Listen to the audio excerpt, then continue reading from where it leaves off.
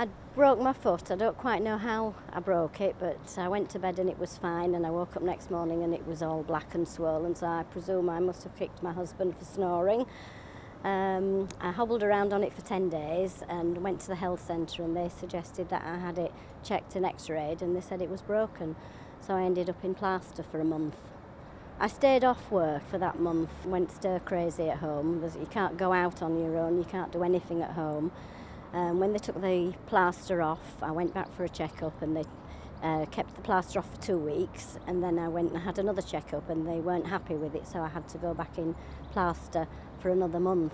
Leeds Met were great. I looked into the possibility of returning to work on a part-time basis while I had the pot on, because I didn't want to be at home again. And they made arrangements for me to go into work on a mornings only basis, and provided a stool for me to keep my leg straight out while I was working at my desk. They arranged an evacuation plan should I need to be evacuated from the building with my pot on. But being small, I think it was easier to put me under somebody's arm and carry me down the stairs. But it worked out very well for me, and it kept me sane.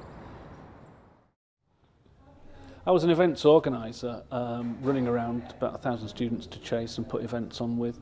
I was seriously overweight, and I got to a point where I went, got up one morning, went down to the kitchen and ended up keeling over. Woke up in the back of an ambulance going Nina, and the old chest press thing going, and ended up being off work for 6 months, in hospital for quite a while. And then I came back to work, and I was off. I was here for about 3 months, and then I keeled over again, and same palaver, same ambulance ride, and ended up being off for a further 5 months. I was really worried about my job when I'd been off sick for so long, and so when the knock on the door came from HR, I was really concerned, thinking this is the beginning of them trying to get me out of the system, if you like. Actually, they couldn't have been more supportive.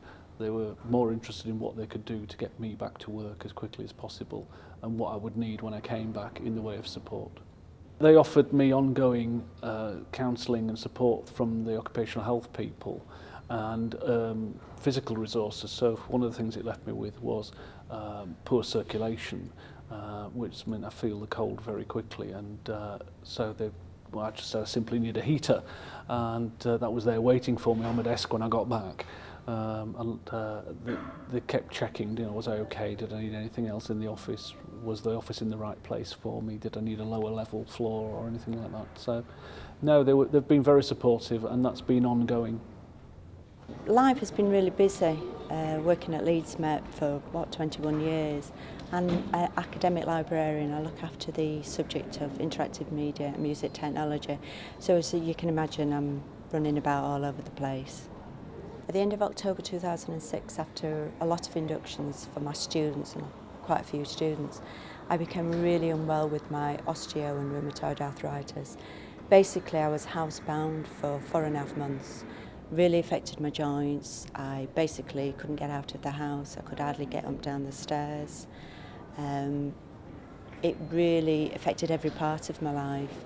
While I was off, Claire Duggan came to see me, who is the occupational therapist, and Claire helped tremendously.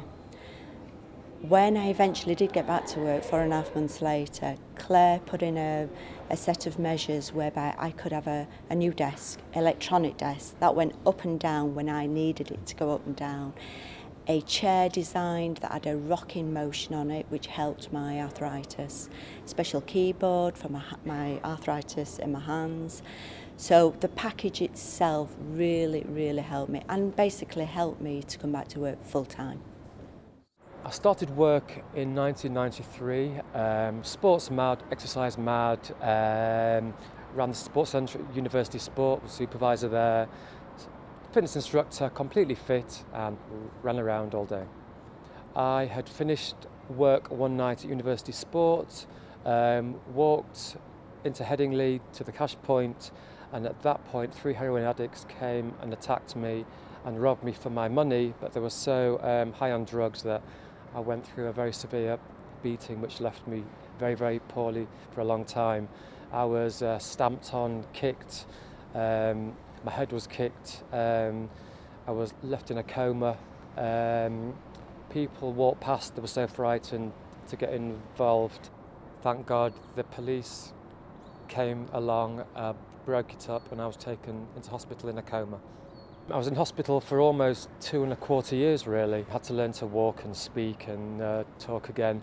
Leeds Met was unbelievable. I had visits all the time from human resources, my managers, my bosses, sent me letters, came to see me. I was never left alone for a single minute.